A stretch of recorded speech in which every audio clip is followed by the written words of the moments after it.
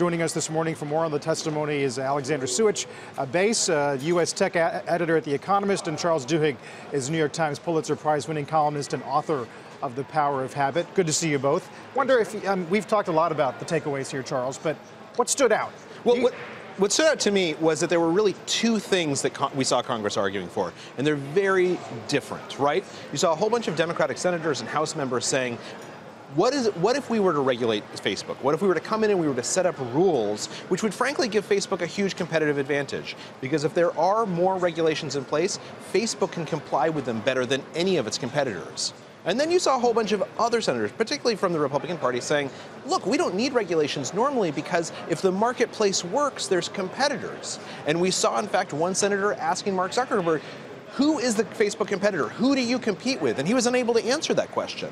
So if, in fact, we see a push for a breakup or greater competition or recognizing Facebook as a monopoly, that's pretty bad for the company. That's not a competitive advantage. Alexandra, it seemed to me that none of the questioning really got to areas that are Facebook's crown jewels. I mean, nobody was talking about really breaking up Facebook's ability to use the like button to follow logged-in users around the web, or to match one category, group, demographic of users against another for advertising purposes. I mean, there was talk about data protection, but Europe's already done that. What is your takeaway on the likely downside to Facebook now based on what we saw in the testimony?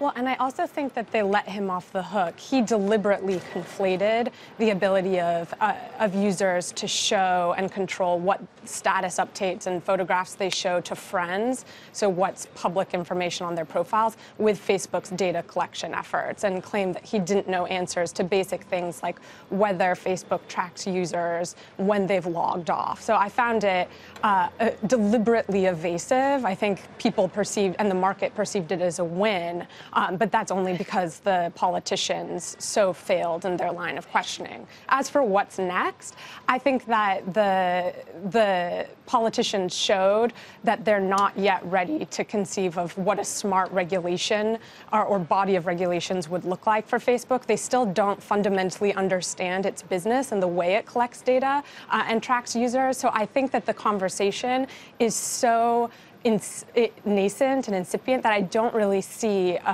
this conversation progressing to kind of complex solutions about taming the titans. And Charles, of course, on the point that Alexandra just made, my team will get back to you. I mean, there's an actual write-up in the New York Times today, pages of all of the versions of my team will get back to you in response to lawmakers. I would love to be able to, when my wife asks me a hard question, to be able to say, look, my team will get back to you on this, right? It's the new meme that you are supposed to say when anyone asks you a question you're not ready to answer. Well, some of them were just dumb questions, though. So my team will get back to you was kind of like saving them from, oh, you really don't understand how Facebook works, or in some cases even what my name is, Mr. Zuckerman. But some of them were also hard questions, right? And he didn't have an answer, or he didn't want to answer it, because it would have been unpleasant to see that answer for Facebook on a public stage. You wrote a big piece on Google not too long ago. Yeah. What do you think is being said in the halls of Google and Apple and Amazon about what we saw this week? I think they're terrified, right? They're saying, there, but for the grace of God go I. Everyone is looking at Facebook and saying, thank goodness Facebook is the one that's in the hot seat right now. For now. For now. But it could have easily been us, and it's going to be us, right? We have now opened the Pandora box on tech. We have seen the maturation of the tech industry. It's now a different game. It's about what types of regulations, what types of rules, what types of government action takes place, rather than if it's going to happen, but when. So we broke the seal on that. Absolutely. And Alexandra, I mean, we didn't just see Zuckerberg in the hot seat and get to know sort of how he is under pressure. We also saw the stances of lawmakers. How do you think midterm elections will shape that regulatory environment moving forward?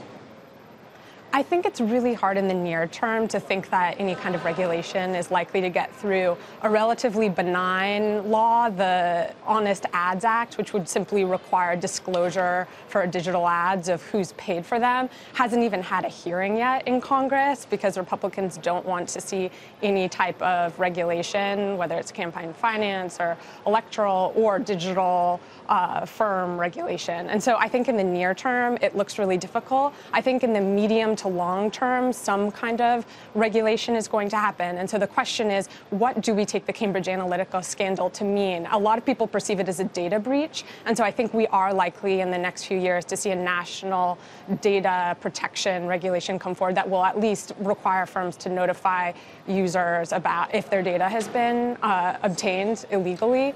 So that's one thing. And I think that's one piece of the Cambridge Analytica scandal. The other piece, though, are the abilities of firms to track users and obtain data about them going to be hindered. I think potentially if we take a 2 to 5 year timeline on it, but I don't see anything happening in the next few months.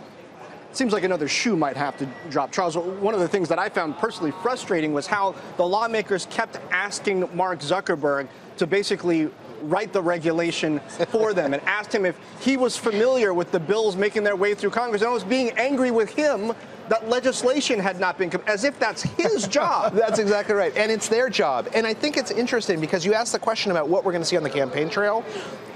We're clearly a polarized electorate right now, but the one issue that you see the left and the right both talking about is fear of big tech, right? If I'm running in a district where I know that I have Trump voters and I have anti-Trump voters, what can I say to unify all of them behind me? I can talk about Facebook and it's dangerous. And you're right, we need another shoe to drop, but the one thing we know about technology is that shoe's probably going to drop, and it's probably going to drop sometime in the next year rather than having to wait 5 years for it. What you said explains the references to Diamond and Silk yesterday, which ended up almost being the locus of the whole discussion. Yeah. It's fascinating, right? Ways. The left is pissed, the right is pissed. Right. Everyone finds something to be angry about. And I think that that's a signal of how big and powerful Facebook really is. And if there's one thing that government doesn't like, it doesn't like a competitor to being big and powerful.